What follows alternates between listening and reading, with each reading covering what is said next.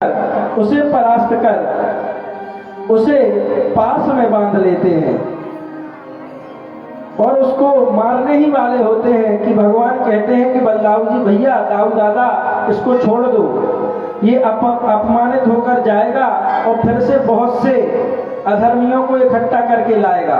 इसलिए हम एक ही जगह बैठे बैठे इस धरती के भार को कम करते रहेंगे। इस तरह 17 बार जब जरासंध परास्त होता है तो 18वीं बार जब वो भगवान पर आक्रमण करने के लिए आता है तो उससे पहले भगवान शंकर का पूजन करता है, ब्राह्मणों से यज्ञ कराता है और कहता है कि ब्राह्मणों, यदि इस बार में परास्त हो गया तो तुम सबकी हत्या कर दूंगा, नहीं तो यदि मैं विजय हुआ तो तुम्हें यथेष्ट दक्षिणा प्रदान करूंगा। ब्राह्मण भगवान से प्रार्थना करते हैं कि हे प्रभु, इस बार कैसे भी करके आप हार जाना, नहीं तो ये पापी हमें छोड़ेगा नहीं। जब 18वीं बार जरासंध मथुरा पर आक्रमण करता है तभी काल यवन भी 3 करोड़ मलेच्छों के साथ भगवान पर आक्रमण करने के लिए आता है। भगवान सोचते हैं कि यदि मैं काल यवन से लड़ने लगा तो जरासंध मथुरा में उत्पात मचा देगा और यदि मैं जरासंध से लड़ने लगा तो काल यवन मथुरा में उत्पात मचा देगा।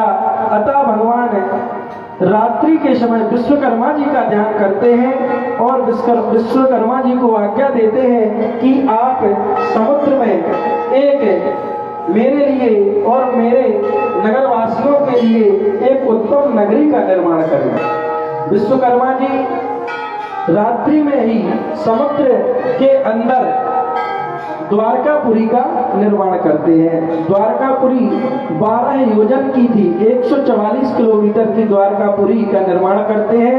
भगवान रात्रि में ही सोते हुए मथुरा वासियों को द्वारका भेज देते हैं। जब सुबह मथुरा वासियों की नींद खुलती है तो कहते हैं हम इस किस नगरी में आ गए, द्वार कहाँ, इसका द्वार कहाँ है। ऐसा कहते कहते उस नगरी का नाम द्वारका हो जाता है।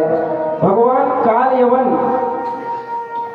के साथ युद्ध करने जाते हैं और रण छोड़कर भाग जाते हैं और मुचकुंद गुफा में पहुंच जाते हैं जो आगरा के पास धौलपुर में है।